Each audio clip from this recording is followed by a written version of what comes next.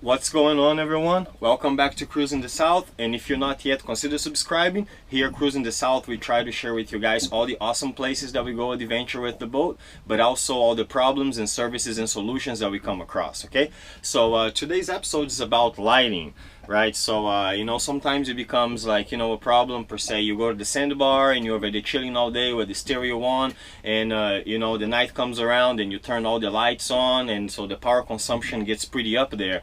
And so on my case, I actually have 5 batteries on this boat, so I can go a good 2 days without having to worry about topping my batteries off, right? But of course, I like to improve where I can. So you know, on the side of my cabin, I have 10 light fixtures, right? And they all use this bulb right here. And this bulb in particular, this bulb in particular, uses 20 watts of power.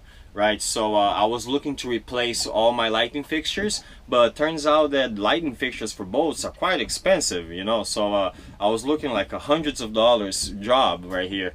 So a pretty good alternative that I found was these little bulbs here. They are LED replacements, and this one, instead of 20 watts, only consumes 2 watts. So I went from a 200 watts consumption in all my bulbs to 20.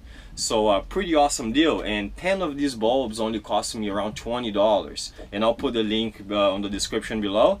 And you know, of course, if this is not the bulb that your light fixtures use, you can, like, you know, just search for the ones that you do use.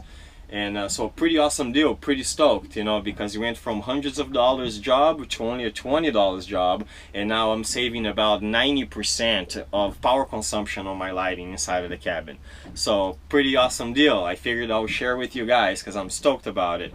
So yes, guys, I hope this helps, and good luck and fair winds and safe boating.